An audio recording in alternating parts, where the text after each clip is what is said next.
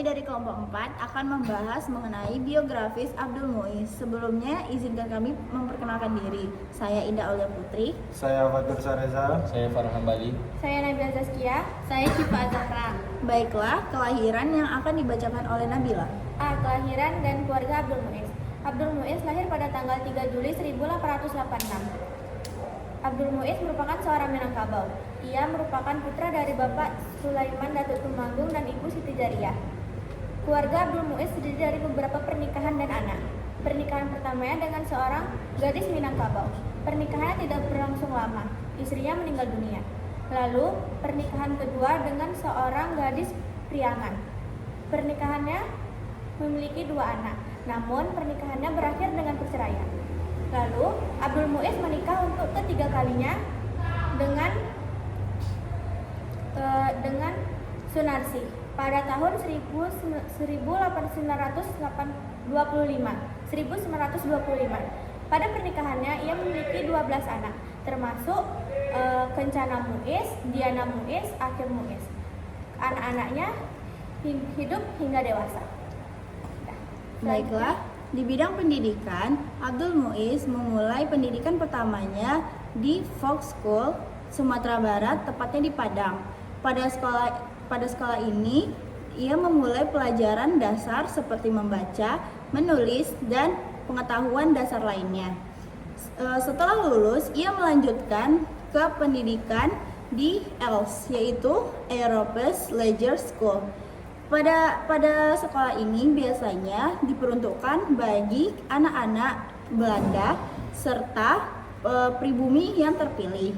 Nah, di sini ia mempelajari dasar pelajaran yang lebih maju lagi, seperti penguasaan bahasa Belanda, sosiologi, sejarah, dan ilmu pengetahuan. Setelah lulus, ia melanjutkan ke pendidikan yang lebih tinggi lagi, yaitu di Stovia, tepatnya di Batavia. Nah, Stovia merupakan sekolah kedokteran bagi pribumi. Ia di sana belajar mengenai dasar-dasar kedokteran seperti anatomi, fisiologis, dan kesehatan masyarakat. Namun, Abdul Muiz tidak sempat lulus dari Stovia dikarenakan kesehatan. Setelah ia tidak bersekolah lagi di Stovia, ia tetap belajar dengan cara otodidak maupun dari pengalaman secara pribadi. Baik, selanjutnya poin ketiga yaitu karir dan pekerjaan Abdul Muiz. Meskipun Abdul Muiz hanya lulus dari sekolah dasar, tetapi Abdul Muiz juga memiliki kemampuan bahasa Belanda yang baik. Bahkan orang Belanda sendiri pun mengakui bahwa bahasa Belandanya juga di luar batas rata-rata. Oleh karena itu, Abdul Muiz mudah mendapatkan pekerjaan. Setelah keluar dari sekolah kedokteran Stovia, dia diangkat menjadi pegawai kantor di Departemen Pendidikan oleh Mr. Abandanon, yaitu pejabat tinggi Belanda. Abdul Muiz adalah orang pertama yang bisa mendapatkan posisi jabatan itu. Setelah kurang lebih 2,5 tahun, Abdul Muiz keluar dari pekerjaannya karena ia merasa tidak betah karena pegawai Belanda tidak menyukainya. Oleh karena itu dia keluar dari pekerjaannya. Selanjutnya saya akan membahas mengenai karya dan prestasi dari Abdul Muiz. Abdul Muiz adalah penulis, jurnalis, dan nasionalis Indonesia yang dinobatkan sebagai pahlawan nasional pertama. Ia dikenal karena karya sastranya seperti Salah Asuhan dan perjuangannya dalam memperjuangkan kemerdekaan Indonesia. Abdul Muiz juga aktif dalam dunia politik dan jurnalistik.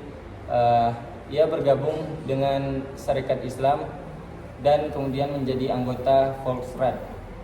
Ia mendirikan Persatuan Perjuangan Priangan yang fokus pada pembangunan di Jawa Barat setelah kemerdekaan. Abdul Muiz menunjukkan kepiawaiannya dalam menulis novel yang relevan dengan masyarakat pada masanya. Beberapa karyanya yang lain seperti Pertemuan Jodoh, Surapati, dan terjemahan karya asing seperti Don Quixote,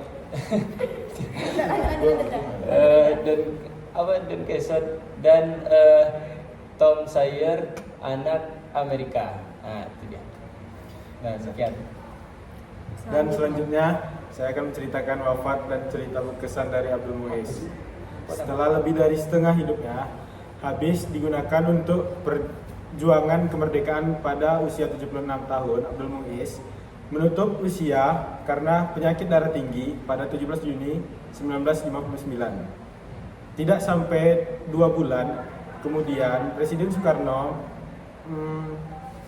Soekarno mengangkatnya sebagai pahlawan nasional Indonesia dan menganugerahi Abdul Muiz dengan penghargaan bintang Mahaputra kelas 3. Kisah berkesan dalam hidupnya adalah perjuangan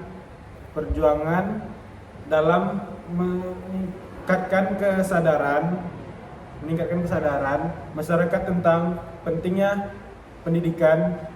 Ia aktif menulis dan bergabung dalam organisasi seperti Budi Utomo untuk memperjuangkan hak rakyat dan kemerdekaan. Dedikasinya terhadap pendidikan dan kebudayaan menunjukkan komitmen memajukan bangsa di masa penjajahan. Baik, sekian dari kami. Lebih dan kurang kami mohon maaf. Wassalamualaikum warahmatullahi wabarakatuh. Satu.